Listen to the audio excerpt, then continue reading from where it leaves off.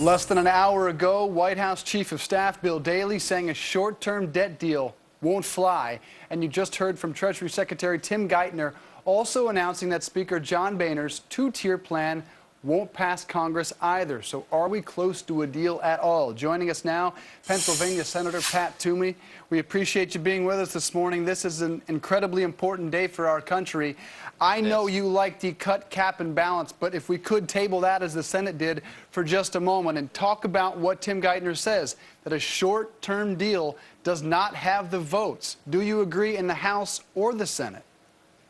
I think that's not clear yet, and I think Speaker Boehner has made it clear that he's trying to arrange a two-step process that will be consistent with cut, cap, and balance. So I think before we pronounce that, impossible, we ought to give him a chance to see what he can come up with. He is adamant that this is not the McConnell-Reed plan that we've heard about in the Senate, but it seems to look like a duck and quack like a duck. How is it different? We don't know yet, but the fact is, I think the Speaker understands there's only one plan that has passed the House. It passed with a bipartisan vote. It would both raise the debt limit by the full amount the President asked for, and most importantly, it would put our country on a path to a balanced budget.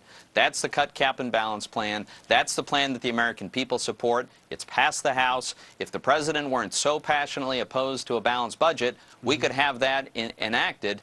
So I think that a plan consistent with those principles would have a chance of passing, and I think that's what Speaker Boehner is striving to do. I know that's the plan you and your colleagues in the Senate approve. Why do you think then the Democrats chose to table it as opposed to at least debating the matter? Well, that's interesting, isn't it? They refused to even have a discussion about it. We urged them, let it come on the Senate floor. We know you don't support it. Well, let's amend it. Maybe through the process of debate and amendment, we could reach an agreement. Have a bipartisan bill like they passed in the House, but our Senate colleagues refused to even consider it. Now, this is starting to be a pattern. They refused to put a budget on the Senate floor. I mean, the majority leader of the Senate brazenly announced he would violate the law and not produce a budget for a second consecutive year. So we've produced a budget. I introduced a budget. It had almost every Republican support. The House passed a budget with Republican votes. The House has passed a bill to raise the debt limit increase that had Democrat votes.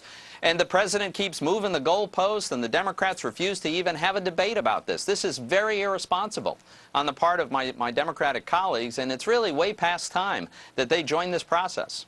Getting back now to the likelihood of John Boehner announcing this two-tier system later on involving a short-term increase. The President, Nancy Pelosi, Harry Reid all say it's not good for this country to have a short term because they say we need to take it past the 2012 elections in terms of raising our debt ceiling. In your opinion, is that because of politics or is that to calm the markets? It's totally because of politics. They don't want to have to confront the electorate, having reminded them a second time that they want to raise the debt so much without cutting spending. Remember, this is the same president that gave us not only a massive stimulus bill, a giant health care takeover, all the bailouts, huge increase in ordinary spending, and then until very recently insisted that we raise the debt limit with no changes in policy, no conditions.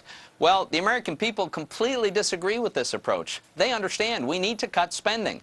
So that's what we're going to keep fighting for. Anything else is just going to be devastating for our economy and our future. So we can't do that. I want to share with you the results of a non-scientific poll on WashingtonPost.com. They asked who's to blame for the debt talks collapsing over the weekend. Most of the respondents, and I was shocked by this, said Eric Cantor, the majority leader, not John Boehner, not the president. Are you concerned if, in fact, we don't raise the debt ceiling? Who wins the battle of popular opinion here?